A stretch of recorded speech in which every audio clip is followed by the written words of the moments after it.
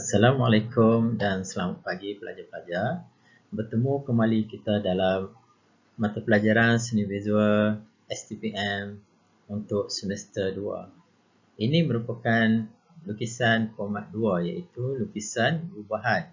Di sini cikgu akan dedahkan kamu tentang reka bentuk otomotif iaitu lukisan gubahan otomotif.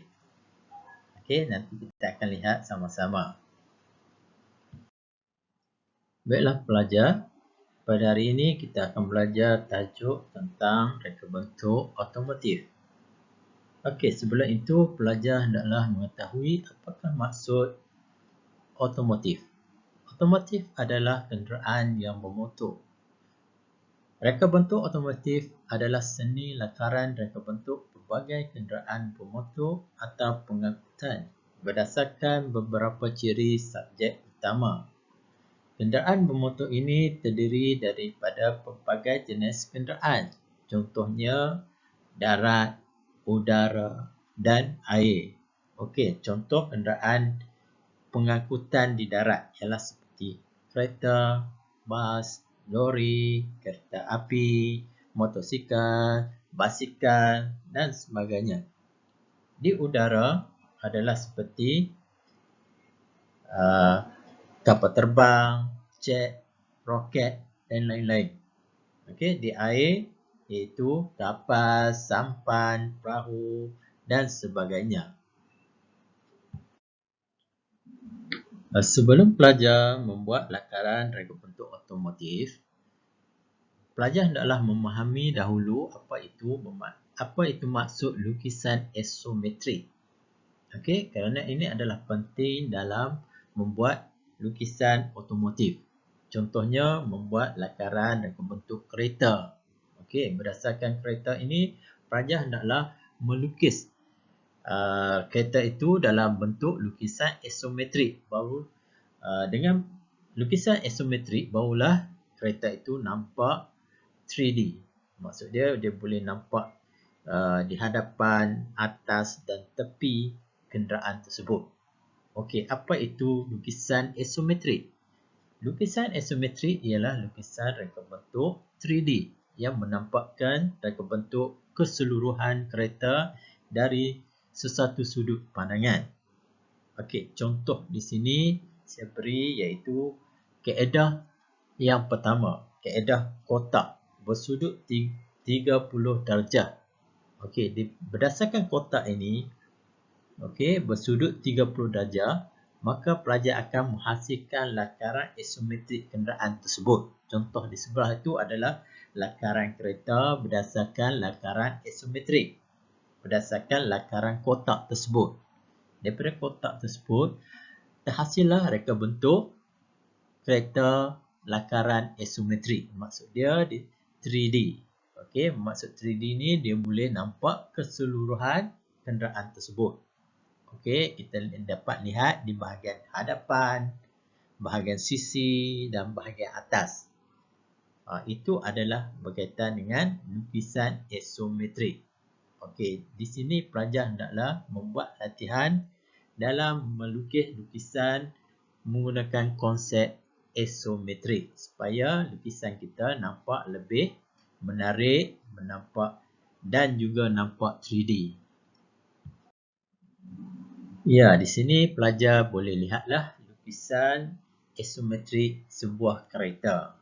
Okey, daripada lakaran isometrik ini kita dapat lihat daripada pandangan hadapan iaitu terdapat lampu bumper di bahagian hadapan. Kemudian bahagian sisi kita akan dapat lihat tayar, kita akan dapat lihat pintu, tingkap, dan bahagian atas tu kita boleh dapat lihat cermin, bumbung kereta tersebut. Ini merupakan lukisan isometrik.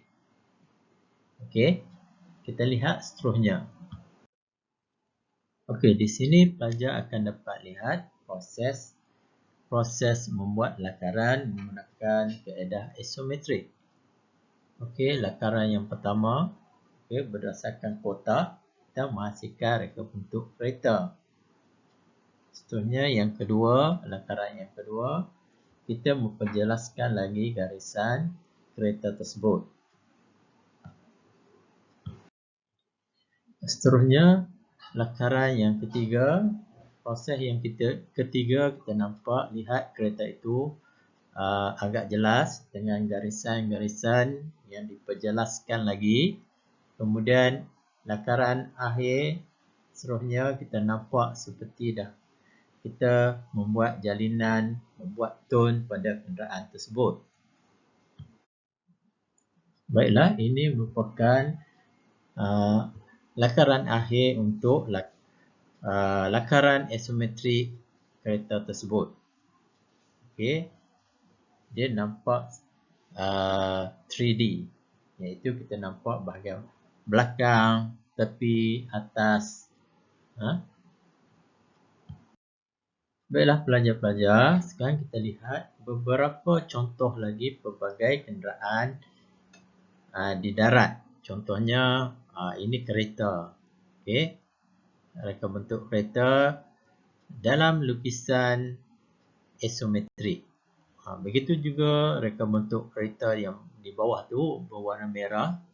Reka bentuknya pelbagai reka bentuk yang kita lihat agak menarik reka bentuk tu. Okey, seterusnya contoh kenderaan darat juga, iaitu pacuan 4 roda. Okey, ini contoh.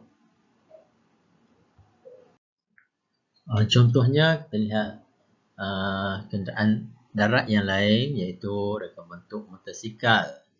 Motosikal yang direka bentuk mengikut subjek utama yang mereka lihatlah, yang mereka pilih. Ini juga merupakan reka bentuk kenderaan darat, iaitu reka bentuk bas. Kita lihat reka bentuknya yang mempunyai ciri-ciri subjek utama yang dikehendaki oleh mereka tersebut. Seterusnya, ini ialah contoh reka bentuk kereta api. Jika pelajar lihat di sini, reka bentuknya lebih aerodinamik dan nampak lebih kreatif.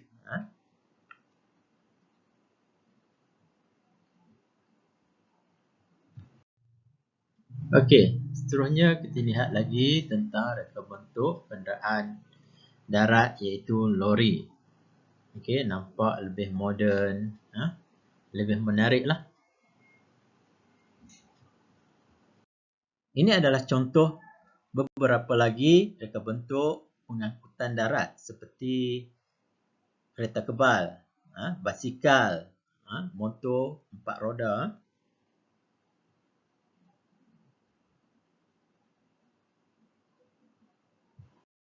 Seterusnya kita lihat pula contoh pelbagai reka bentuk pengangkutan udara, seperti kapal terbang, jet, roket dan sebagainya lah. Okey, di sini kita dapat lihat pelbagai reka bentuk yang kreatif.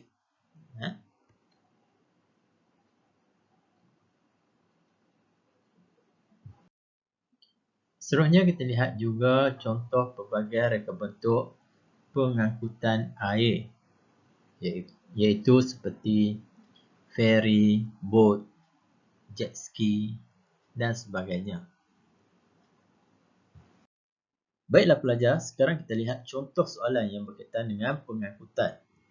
Okey, anda dibekalkan dengan 3 helai kertas lukisan. Kertas lukisan pertama hendaklah digunakan untuk menjawab soalan A. Kertas lukisan kedua digunakan untuk menjawab soalan B dan kertas lukisan ketiga digunakan untuk menjawab soalan C. Berdasarkan gambar ikan jerung di bawah, anda dikehendaki meneliti rupa bentuk ikan jerung tersebut, buat olahan rupa bentuk ikan jerung tersebut untuk dijadikan reka bentuk kereta. Okey, untuk kertas yang pertama, kertas A, okey, membuat satu lakaran rupa bentuk subjek utama. Okey, di sini pelajar hendaklah melukis subjek utama secara realistik. Okey, pelajar boleh masukkan tone, jalinan dan sebagainya. Untuk kertas yang kedua, membuat 3 reka bentuk lakaran kenik ataupun thumbnail untuk olahan kereta. Okey, di sini pelajar dikehendaki membuat olahan ataupun reka bentuk yang kreatif, ya, iaitu yang mempunyai kelainan di antara satu sama lain. Di sini pelajar tidak perlu membuat secara realistik. Untuk kertas yang ketiga, C, membuat satu lukisan reka bentuk kereta berdasarkan satu pilihan reka bentuk kereta lakaran B di atas. Okey, daripada 3 reka bentuk di bahagian B, okey, pelajar hendaklah memilih salah satu dan menghasilkan rupa bentuk kereta yang sebenar untuk kertas yang ketiga. Untuk kertas yang ketiga ni, pelajar hendaklah menghasilkan reka bentuk kereta secara realistik. Okey, seperti juga sama seperti kertas yang pertama. Jadi pelajar boleh masukkan tone, jalinan dan sebagainya.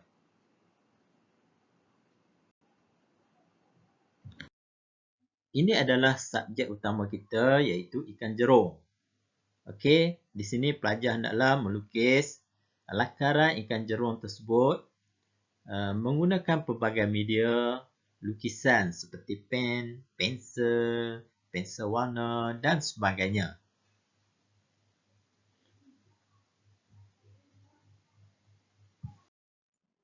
Untuk kertas yang pertama, pelajar hendaklah melukis lakaran subjek utama secara realistik. Okey, pelajar boleh menghasilkan menggunakan pelbagai media, sama ada menggunakan pensel, pensel warna dan sebagainya. Okey, untuk subjek utama tersebut, pelajar hendaklah melukis secara realistik. Seperti pelajar masukkan tone, jalinan dan sebagainya. Okey, jika kita lihat pada karya tersebut, ianya nampak lebih realistik. Terdapatnya tone, jalinan dan sebagainya.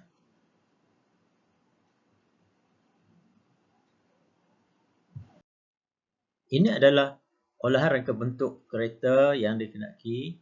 Okey, pelajar hendaklah membuat 3 lakaran. Okey, secara ringkas sahaja.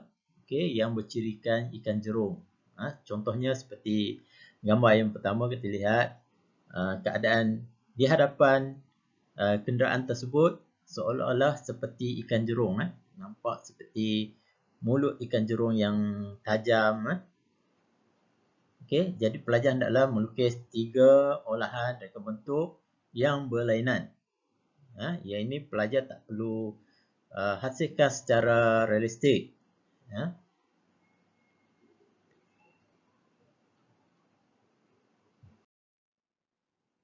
Baiklah, ini adalah contoh pilihan pelajar. Okey, daripada 3 olahan tadi, pelajar pilih satu dan pelajar hasilkan bentuk kereta tersebut secara detail, seperti memasukkan tone, jalinan, warna dan sebagainya, supaya kenderaan tersebut nampak lebih realistik.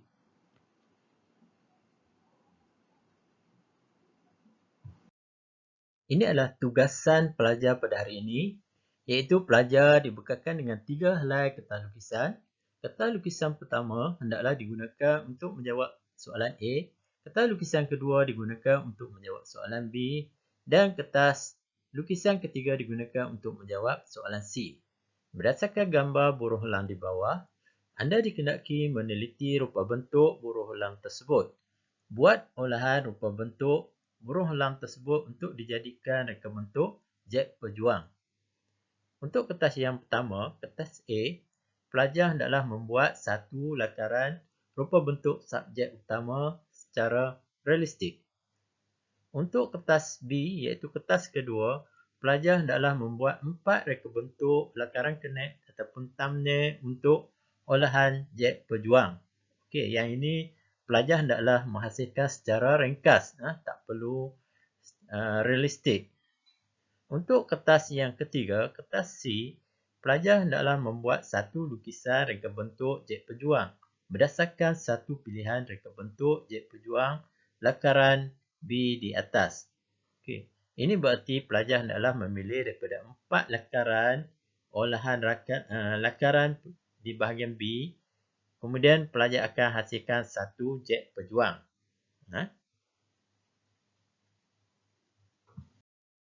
Ini adalah subjek utama kita iaitu burung elang. Okey, berdasarkan pada soalan tadi, untuk tahap pertama pelajar hendaklah menghasilkan lakaran burung elang tersebut secara realistik. Okey, pelajar boleh menghasilkan dengan memasukkan tone, jalinan dan sebagainya supaya lakaran pelajar nampak realistik. Okey. Untuk itu pelajar boleh menggunakan pelbagai media seperti pensel, pensel warna, pen dan sebagainya. Untuk yang kertas kedua, pelajar hendaklah menghasilkan reka bentuk jet pejuang berdasarkan ciri-ciri yang ada pada burung elang. Okey.